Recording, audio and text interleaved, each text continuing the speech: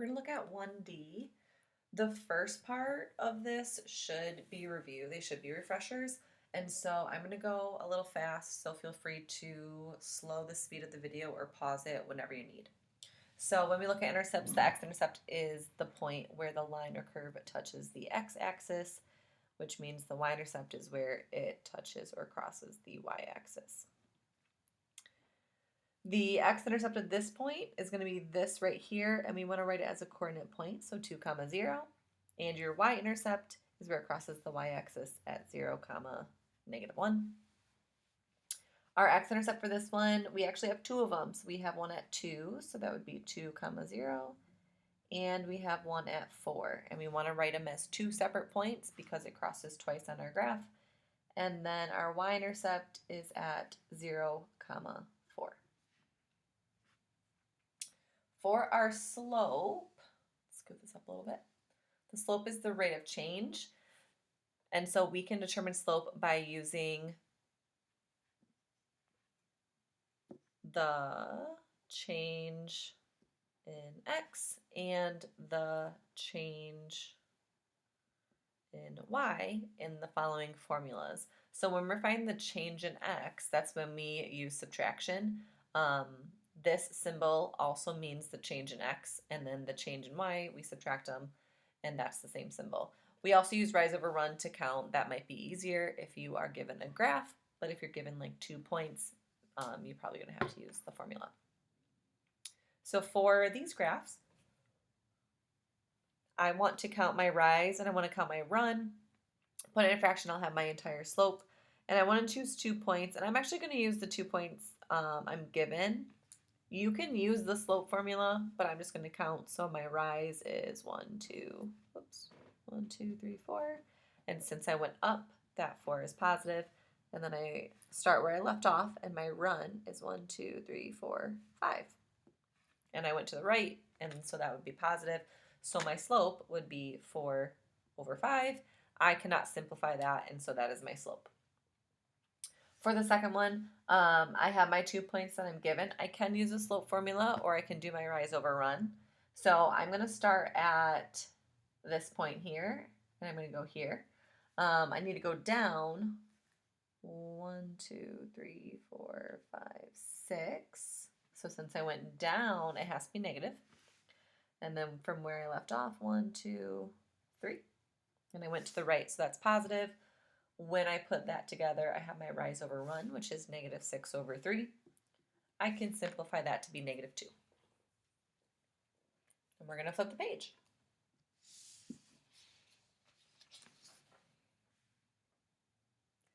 Okay, so these are some special cases. We can do our rise and our run again. You might be able to know the slope just from looking at the graph from previous math classes. But I have my 2 points. I don't need to rise at all, and so my rise is technically 0. And then my run could be 4. If I chose different 2 points, then my run would be different. When I do my slope, I do rise over run. Well, 0 over 4 is just 0, so I have a slope of 0. For the one on the right, I have my 2 points that I'm given, and I could use the slope formula, but I'm just going to count my rise and my run. My rise, if I go to this point, is 1, 2, 3, 4, 5, 6. And my run is 0 because I didn't go left or right at all. When I put that together, I get 6 over 0. I cannot divide by 0, so my slope is undefined.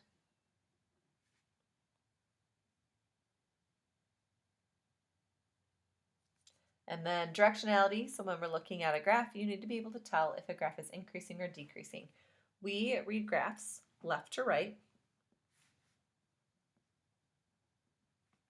And as you read, we want to ask ourselves, is the line going up or down? If it's going up, then we say it is increasing. And if it's going down, we say it is decreasing. So looking at these, if I go from left to right, my graph is going down, so this is decreasing. When I go from left to right, it's going down, so it's decreasing. I'm going to go from left to right, it is going up, so it's increasing. All right, so now we're going to get into some new stuff. So Sometimes our graphs can switch from increasing to decreasing and vice versa. So in this scenario, we want to identify the intervals during which our graph increases, decreases, or it could be constant.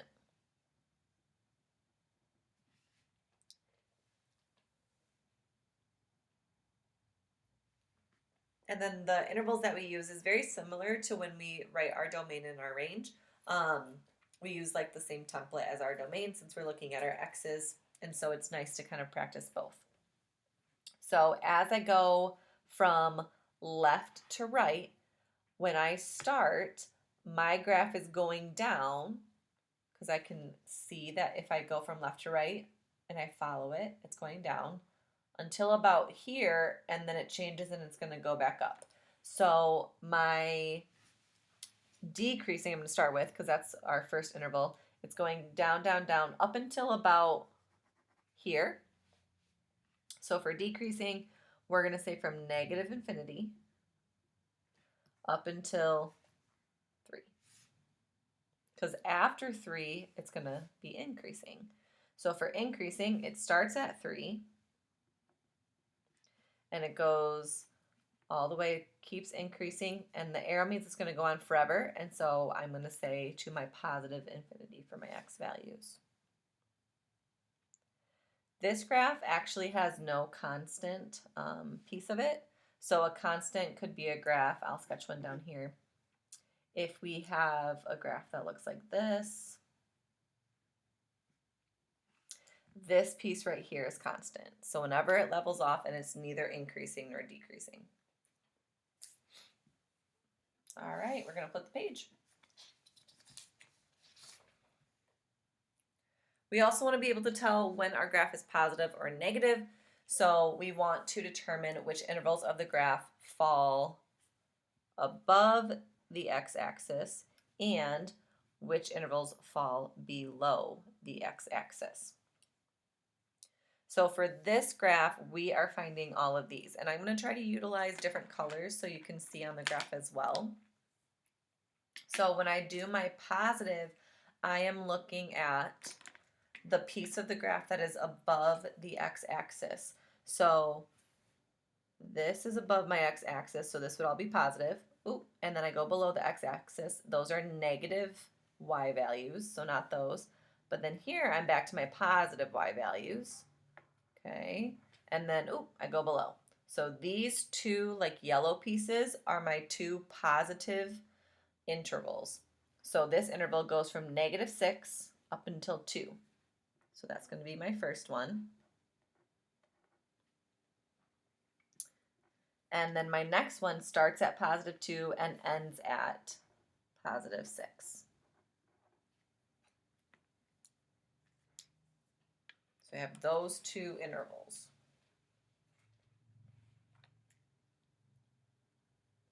For my negative pieces, it's actually going to be everything else. So this piece right here is under my x-axis. That would be from, well, this doesn't have a number, so we'll write it in. We'll say -9 because it's a dot. And since it is a closed circle, I'm going to include it from -9 up until -6. And then this is positive, and then from here, it's negative again because it's below the x-axis. So this piece starts at -2, ends at +2.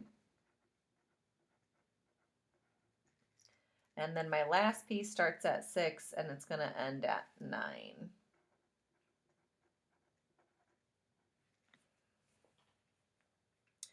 Technically for these,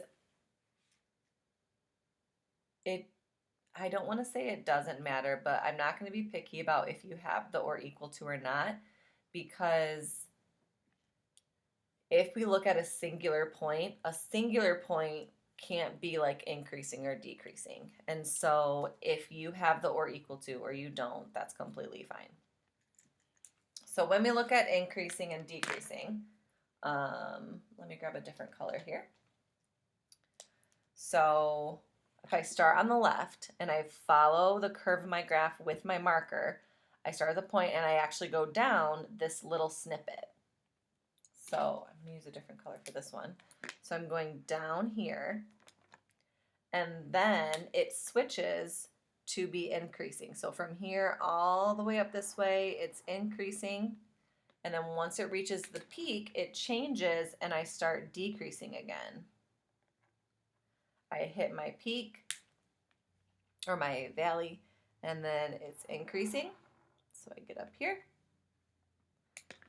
and then it changes again. I go back to decreasing, and then I have a little snippet of increasing at the end. So with those colors, those are where it's increasing and decreasing, and I want to write the corresponding intervals. So I'm going to start with all of the orange. So all of the orange is decreasing. So it starts at -9 and it goes to -8, and then it switches. So for decreasing, I'm going to say -9 is less than x, which is less than -8. This marker is a lot thicker, so I'm sorry about that. My next decreasing one starts at -4 and then goes all the way here, and the x value of that point is 0. Don't say the y value. So from -4 to 0. And then my third one starts at +4 and ends at +8. And then those are my 3 intervals for the decreasing portions of my graph. For my increasing, I use the blue marker, so I'm just going to write in a blue pen so it's a little bit clearer. My blue piece starts at -8 because that's where my decreasing ended, and I don't have any constants. Spoiler alert. I'm starting at -8 and I'm going up until -4 because after -4 it goes back down to decreasing. So we're going to say -8 to -4. I also have this piece starting at 0 because again I'm looking at my x values up until 4. And then my last one is this little piece from 8 to 9.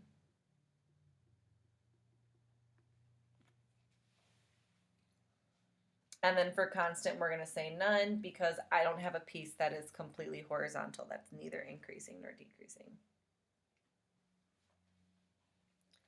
I would recommend using different colors while you get the hang of this so you don't confuse yourself. All right, now we're going to look at concavity. So concavity is the curve of our graph. So a graph is concave up when it looks like a bowl. So like this. A graph is concave down when it looks like an upside down bowl.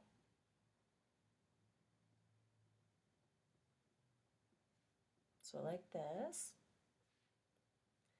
And then a point of inflection is where the graph changes concavity. So it switches from concave up to concave down. So in this example picture, I have my concave up. I'll actually use colors here. So I have my concave up here. And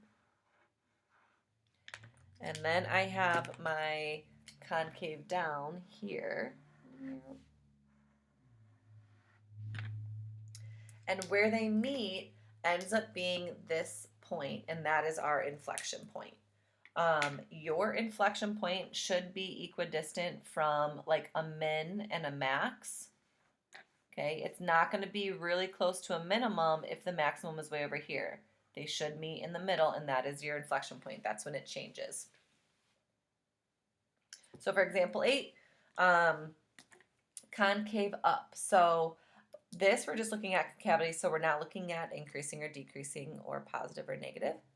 So I'm going to use colors to kind of help. So for concave up, I'm looking for bowls. So I have this piece that kind of looks like a piece of a bowl. So I would say that's concave up. I also have this piece for concave up. Looks like a bowl. And this piece. And then concave down, there's actually only one, and it's this one here. And then doing the colors helps me identify where they meet for my inflection points. So for concave up, I start at an x value of A and it ends at B.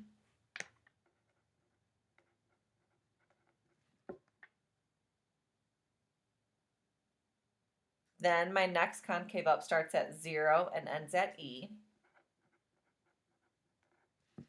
And then I have another one starting at E and ending at H.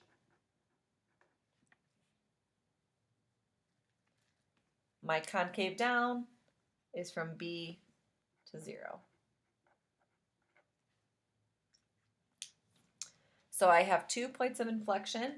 I have one here where my concavity changes and one here where my concavity changes. So these happen to be on the x-axis. That will not always be the case. So this one here is B, comma 0.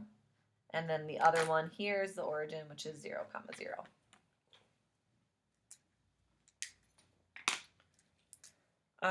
Something special here is this E. So if you want to make a note, we're going to say E is a cusp. So it is not an inflection point because our concavity did not change. We had concave up and then it continued being concave up. And so we didn't change from up to down.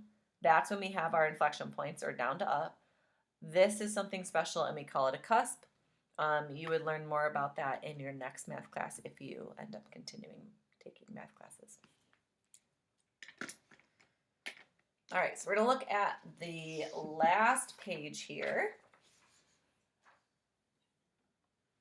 So we're looking at our local extrema, so minima and maxima. And that means we're looking at the highest and the lowest points in a given interval. So whenever we're talking about local, we're not talking about like absolute. And so on this one, we know that this is going to go down further and there's going to be like more of our graph down here. But given this interval, we're looking for our local minima and our local maxima. So we have one local minima, and that's going to be this point here. That's where it hits a low point and then changes direction. So it's where it goes from increasing to decreasing or decreasing to increasing. And this point is, where's my axis? 1, 2, 3. So 3, comma 1. My local maxima, I have 2 of them. I have one here and one here. So this one I would say is 1, comma 6 and then 5, comma 6.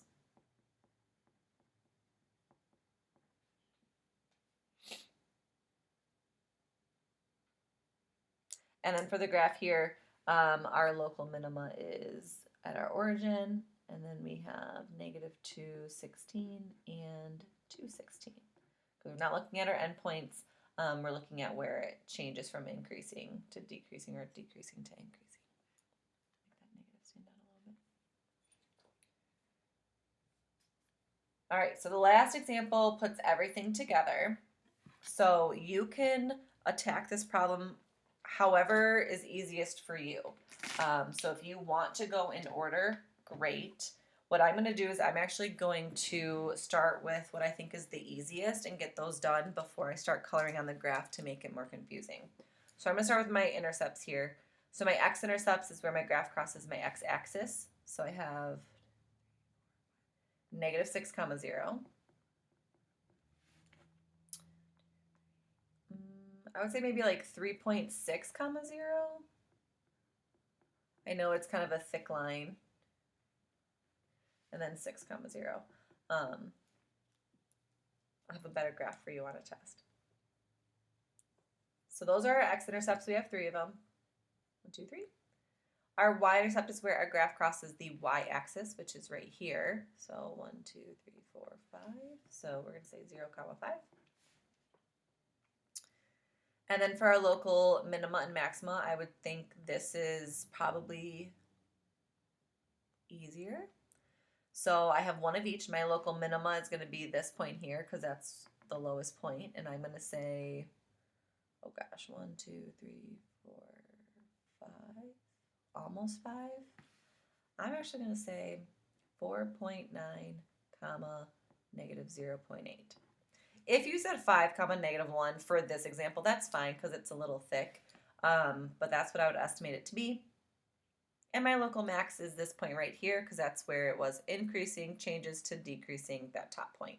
So it looks like it's also my y-intercept, so 0, comma 5.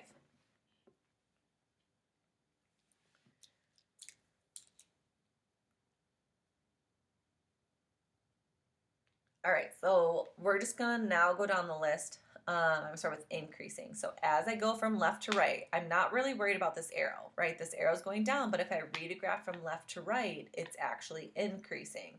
So it's increasing, increasing, increasing, increasing, and then, oh, now I'm going down, decreasing, decreasing, oh, and then I'm increasing again, okay? So I'm going to, I have highlighters here, so let's do, this is all increasing up until there. Then I am decreasing. It's coming down, down, down up until about there. And then I am increasing again. Okay, so I'm just going to go like this for the sake of the notes. So my increasing intervals, I'm looking at my x values. So my x values, I'm going to say, since there's an arrow, I'm going to say negative infinity because my x values, oops, on this side of my graph are all negative. And it's increasing up until my x value is 0.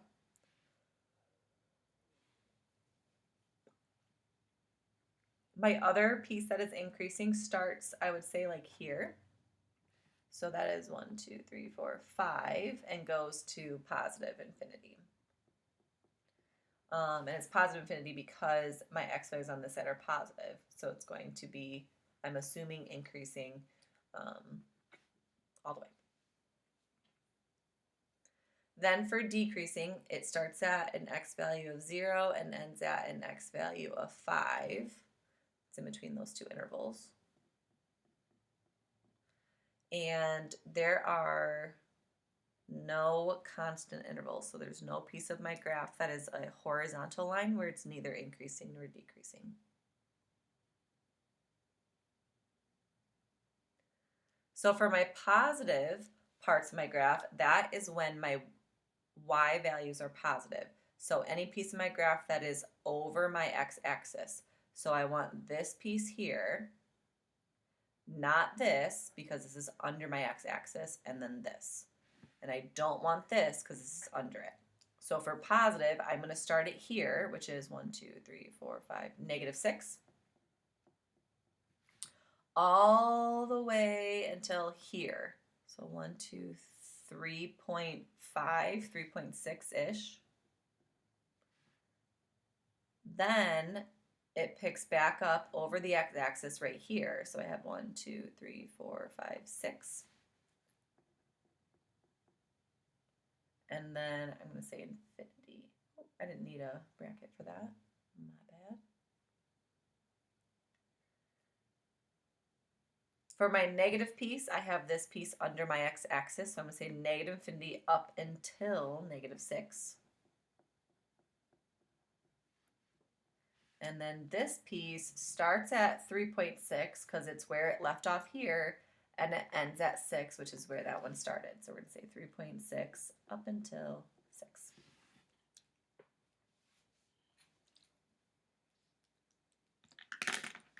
All right, so now we're looking at our concavity. So I'm going to use different colors for this. I'm going to use like orange and blue. So I'll do concave up as orange. So concave up, I'm looking for a bowl, and I would say right here is my bowl. And I might not know like how far it goes this way. Okay, so we'll pause on that.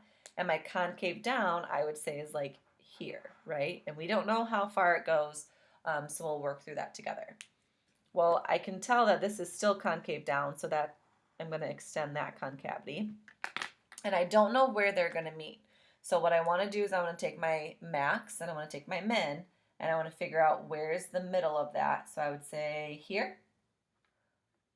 So I would say that is right in between the max and the min. So this will be my inflection point. So I'm going to bring my concave down to there and make sure my concave up goes to there. So concave up is this orange interval. Looks like it starts at an x value of maybe 2.2 or just 2. And it's going to go off to infinity.